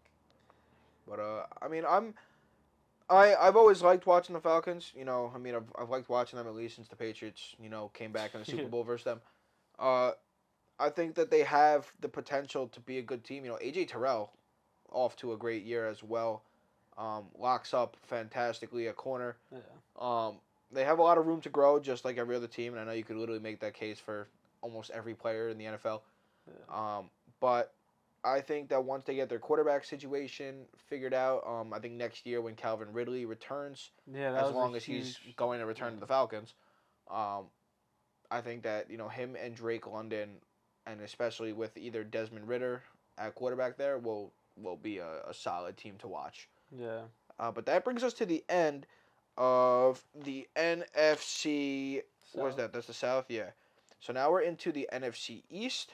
starting off with the Cowboys, among the top of the division. The NFC Beast is back. It's no longer the NFC Least. You have the Cowboys 4-1, Giants 4-1, Eagles 5-0, which we're gonna get to. But the Cowboys, I'm not gonna lie. The moment that Dak got hurt on Sunday night to start the season against the Bucks, I thought their season was over. Like I thought, I mean they needed him. They played like crap that game, but somehow they've been 4-0 with Cooper Rush leading the team since that injury, and it's been impressive to watch. I mean, the defensive line, everybody knows they've been going crazy. They have 20 sacks through 5 weeks, led by Micah Parsons and Demarcus Lawrence, who have been just crazy. Uh, they've been having a field day with some of the bad offensive lines they played, like the Giants and like the Bengals. And also, they have a great running back duo in Zeke and Tony Pollard, who've both been very productive seasons. And also, one huge surprise to me was Noah Brown. He's been a really solid receiver for them. I had not really heard of him prior to this year, and he's having a good year. And CeeDee Lamb's also having another solid year. Yeah, I mean, always been a fan of watching the Cowboys. Just because of how crazy their line used to be and their rushing game. Yeah. I think that they have a lot of crazy good skill positions that you could always enjoy watching as well. Yeah. I know you mentioned, the injuries with Dak. Cooper Rush, awesome quarterback. They've been focusing on the run game with him, but I mean he's still 5-0 as a starter now and 4-0 through the year. Still 4-1. I think they're like you said. I mean it's up to them and the Giants to win the division. In Or the previous Eagles. even the Eagles. I mean it's Yeah, the actually Eagles are the.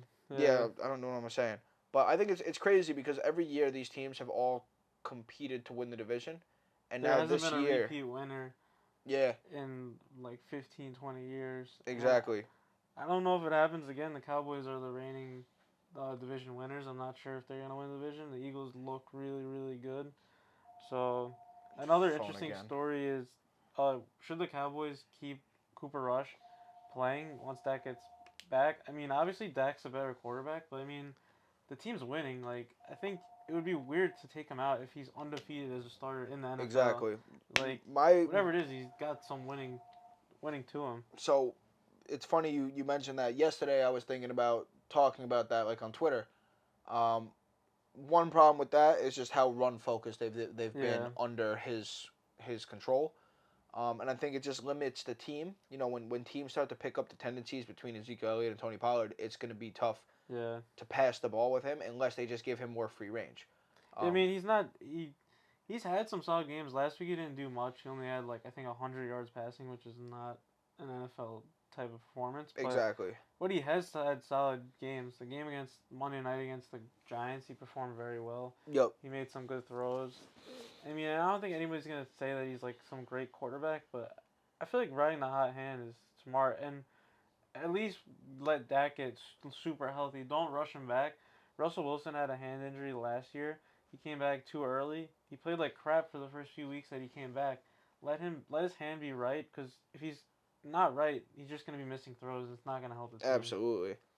But yeah, it's always an interesting team to watch. And then from there we go on to the Washington Commanders, who are sitting at 1-4. To no surprise, in my opinion. This year they did add Carson Wentz, but after the first few years with the Eagles, Carson Wentz has not been the same player that everyone thought he was going to be. Obviously, once again, if he was, he'd still be with the Eagles. Mm-hmm. He bounced around. Now he's here. He did have a lot of passing yards through the first half of the year, but they haven't resulted in Wins. really in Yeah. wins. He's still throwing for 10 touchdowns. He has 6 interceptions, which is quite a bit higher than a lot of quarterbacks. Um, but he does have weapons to throw it to in Curtis Samuel and Terry McLaurin, who are both great receivers. Yeah. I think that if they can get that run game going, I think that their offense will be even better, and then their defense needs to improve. Yeah. But And I speaking of the mean, they run lost game, Chase Young, right? and they lost Chase Young. Chase Yeah. Young has not been playing. Um, And but speaking of the run game, I know that yeah. you were talking about Brian Robinson yesterday. Yeah. That was. I mean, Sunday that was an awesome moment. In the off season, he got shot multiple times in his leg, and somehow he's already come back. Week 5 was his first week back, and he actually ran out to the song "Many Men" by 50 Cent, where he's. Even people don't know how the song goes, it's like "Many men wish death upon me," and he ran out to that song, and it's just like So chills. cool. Yeah, it's like one of the coolest moments of the season so far. Definitely. I mean, let alone to be able to walk, but to be able to get into an NFL game Yeah. in your first start, like it's just an awesome moment. But another like story that's more negative about this team is I feel like Ron Rivera might be on the hot seat at the end of this year. Definitely. He's been there for a long period of time now, and they had they made the playoffs when the one year where the NFC was horrible and they won like 7-9.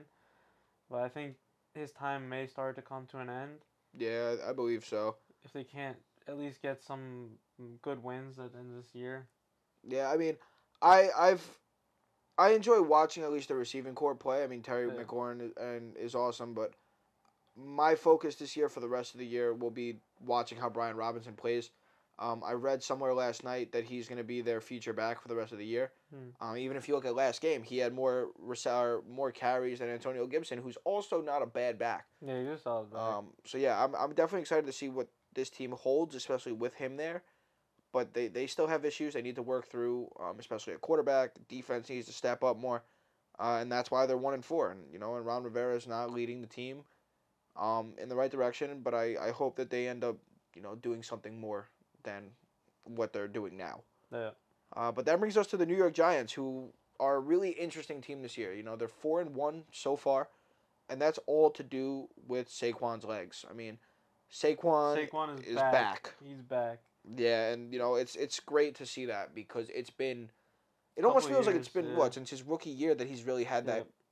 the impact that he's having this year. He's had a lot of injuries in the last couple of years. He's not been able to see the field as much as he would have liked, but now he's been just performing at a ridiculous level. He's receiving the ball and just carrying the ball, just carrying this team. I mean, Daniel Jones, he's he's not really been asked to do too much with his arm. I mean, he has less than 1,000 yards through the first 5 weeks. He's run the ball very well himself. I mean, Yeah. he's a big threat with his legs. It's been also cool to see the Giants start running some Wildcat. Yeah, Because Wildcat's not really worked in the league very well. not much. Yeah, But it's worked, and also Brian Daboll. I mean, he's an early Coach of the Year candidate. I mean, easy. like, Sitting at 4-1 the way he's he is. far exceeding their expectations. 4-1. A lot of people had him on the flip side that they would have thought they would be like 1-4. The wide receiver core is banged up. You lost Sterling Shepard for the entire year. Kenny Galladay is playing terrible. They're dealing with that contract from Dave Gettleman's era. Yep. Horrible contract. You have Kadarius Toney, Toney's who's hurt. missed some time. who's second year player who has a lot of talent, but he's been missing a lot of time.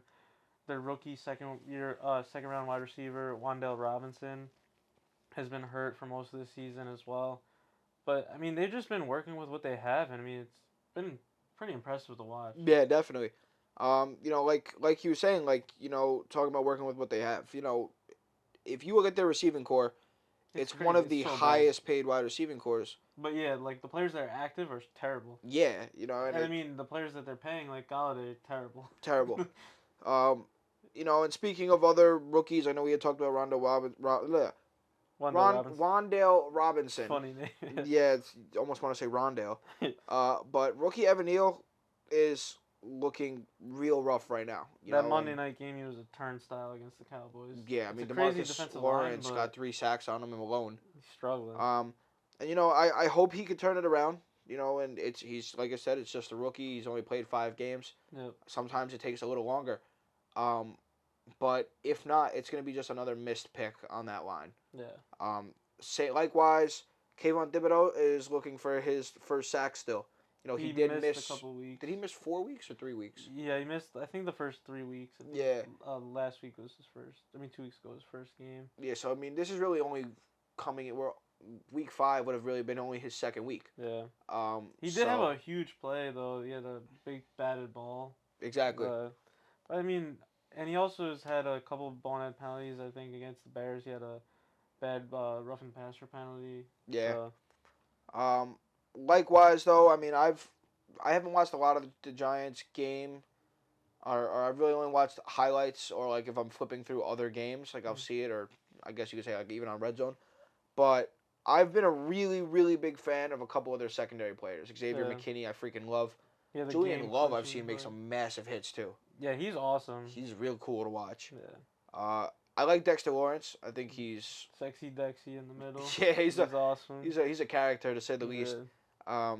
So I think that the team, the sky's the limit with them, especially with. They're heading in the right direction, and I mean. Definitely, I hope that they pick up some wide receivers. They even talked. I know you talked earlier with like Green Bay, with Odell coming back. If he had a reunion, so with cool. The Giants would be awesome. And they just re-signed what's his name too, right? From the Redskins, or Landon Collins.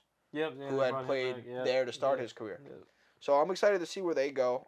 But unfortunately, they're in a stacked division, and that's what brings us to the last team for this division, the Philadelphia Eagles, who are sitting at 5-0 behind Jalen Hurts' legs and his arm. Yep.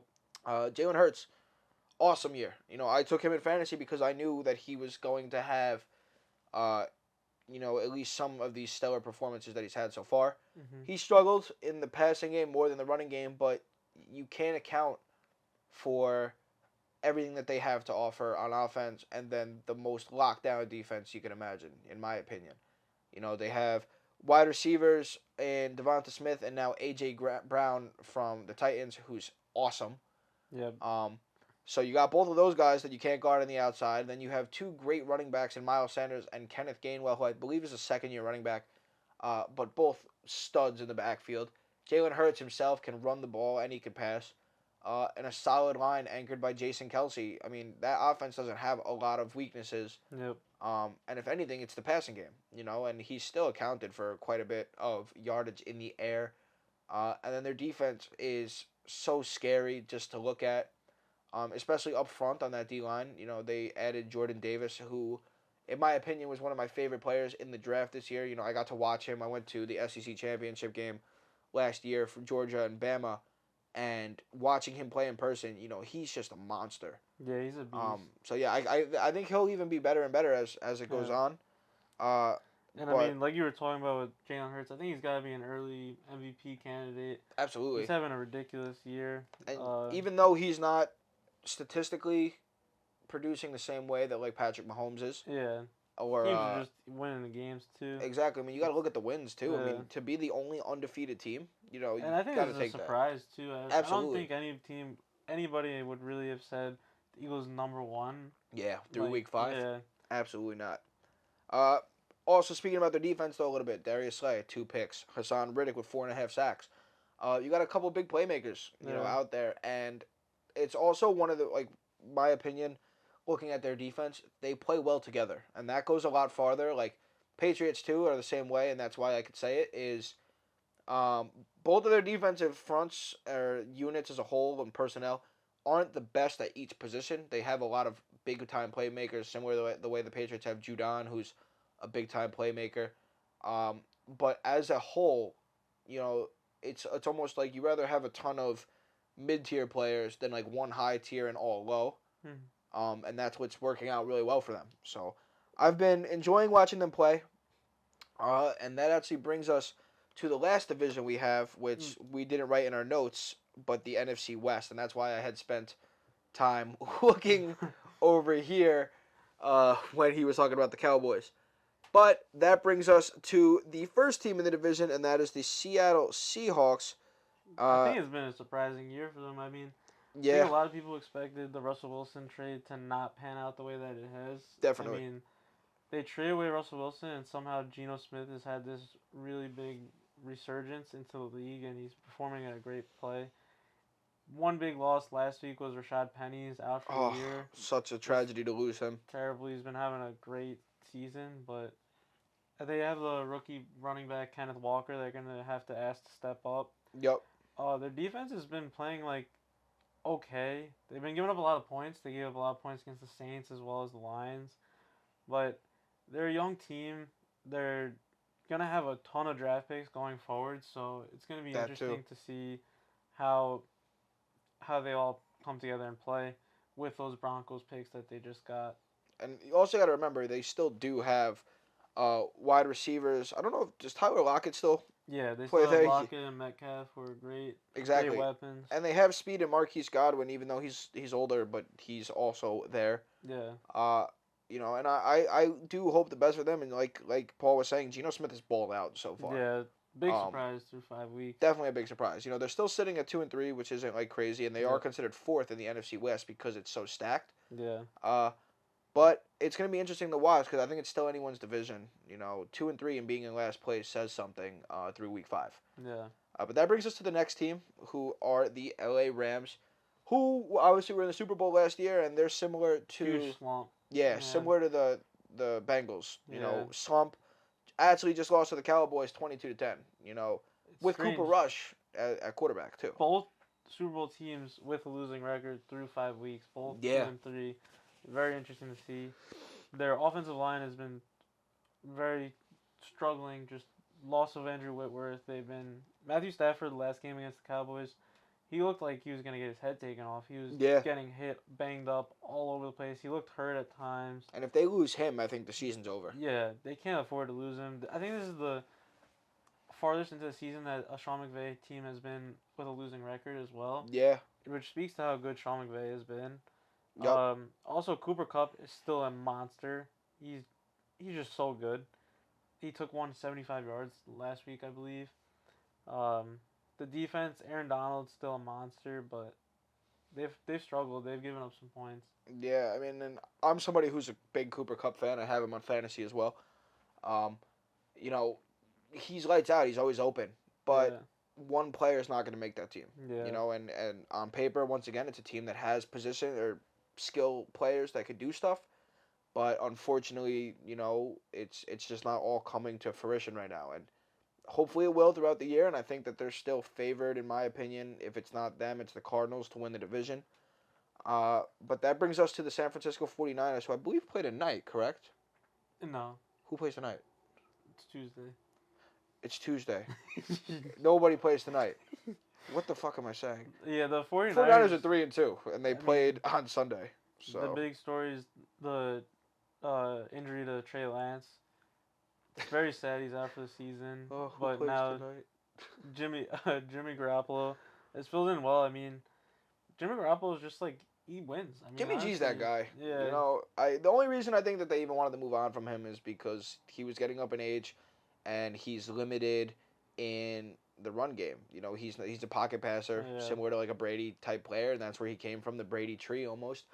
Um, I was excited to watch Trey Lance play this year. I took him yeah. I was also in hoping he would fantasy. have a big year. Yeah, It I was mean very sad to see him go he down. added that element in the run game, Yeah, and I think that's why they ended up letting guys go. Like, was it Chase Edmonds that was there? I'm Um, not sure. or sorry, Trey Sermon was there. I mean, I love their I defense. think Raheem Mostert was there. Yeah, Mostert. Yeah, So it's like I like the that a lot that they were there, and I think that a reason why it was easy to let guys go like that is not that Trey Sermon did anything, like out there or so much to help the team, but like you let go of running backs because you have a threat at quarterback that could run the ball. Like yeah. all these quarterbacks that run the ball don't have like top tier running backs in my opinion. I mean, Jeff Wilson's filled in really well. Oh yeah, no, He's he's doing played great. he's Yeah, played great. I yeah, just think it's like you're letting go of all these speed yeah, guys, like yeah. because I feel like you have a quarterback that could do what they could do. And I mean, I feel like we gotta talk about Debo Samuel too. I mean, the man does it all. He, Like and he he's didn't want to either. yeah, I and remember he talked. He's like, I want to be a wide receiver. yeah, that was the big story about like why he was trying to Get request out a of there. trade, but Yeah. he's still running the ball. He's still being like It's a almost like he bitched for nothing. No yeah. offense to Debo, great player, but I mean, that touchdown against the Rams was ridiculous, where he yup, went like freaking 60 yards. It was absolutely lights crazy. out. Another big story is their safety, Talanoa Hufanga. He's easily one of my favorite players in the league. He's freaking awesome to watch. He reminds me of Troy Polamalu a lot. I think that he actually does work with Troy Polamalu in the offseason. He had a pick six against the Rams on the Monday night game. He's having a great year.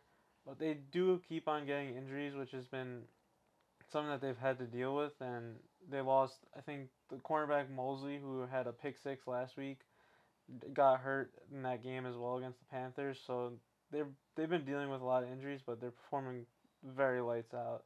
Yeah, and I also really am a big fan of Fred Warner on their defense. He's a beast. This year, he only has 22 tackles so far and one sack. Never really was a get after the quarterback type player. Yeah. But you got to be careful throwing that ball over the middle near him, whether he's going to kill one of your players or it's going to be a pick. But that brings us to the last team, which is, if I can remember, the Cardinals, Yeah. who are also sitting at 2-2, and that's why I say it's 2 and anybody 3. 2-3. Yeah. Why does my thing say 2-2? 2 and 3. I was gonna say, I was like, that's why I was confused. I was like, who the fuck plays tonight? I was like, nobody said a bye week. But anyway, Arizona Cardinals 2-3, also ridiculous to me because, like I said, it's anyone's division. Everyone is sitting at either 2 or 3 wins and vice versa. But Kyler Murray's there. Kyler Murray just got a big deal, and now he's the quarterback for the future of that team. I'm a Kyler Murray hater, so I actually like Kyler Murray. I can't stand Kyler Murray. I think he's cocky, but I mean he's producing for them. Lost a close game to the Eagles, but the Eagles are also undefeated this year. With potentially an MVP quarterback, so you can't really put that in the mix if that makes sense. You can't put that loss And as part of that. the Raiders game, he played lights out. I mean, he brought them back. That comeback was insane. That the 2-point conversion that he had where he was running around for like 30 seconds on a 2-yard play was ridiculous. I mean, he's just so shifty with the ball. He's like such a ridiculous runner. Although he slid a little bit too early against the Eagles, and then they had to spike the ball, force them into a fourth down. They had to kick the field goal earlier than they wanted to, and they lost that game. But I think he's been performing very relatively well. They're missing DeAndre Hopkins, who's about to come back after week 6. So I think once they add him back into the offense can flow a little bit better as well. Yeah, and I really do like the additions though of Trey McBride, the second round. I think he was a second round tight end. And also Marquise Brown from The the Ravens, Ravens. yeah, Both I think are going to be solid players for them. I think Marquise Brown's already had a couple big games and big plays. I think that now it's just up for them to all put it together. You know, you have all the little parts and the ingredients, but now you got to make something out of it.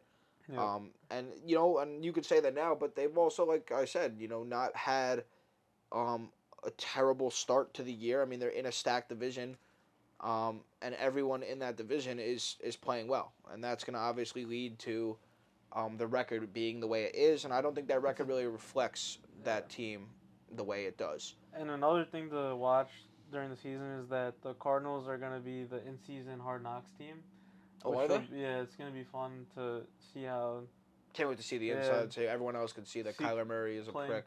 see Kyler Murray playing some Call of Duty or uh, Not watching film. That's what. But that actually brings us to the end of all of the teams and the recap through week 5. And God, has it been an interesting first 5 weeks of the year.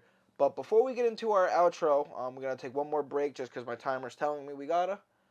I wish it was on me, by the way. It's my camera only records for 29 minutes at a time, so I set my timer a little short. But with that being said, let me go and switch over to a new film. And with that, we'll get into our outro and we'll let you guys go. All right, ladies and gentlemen.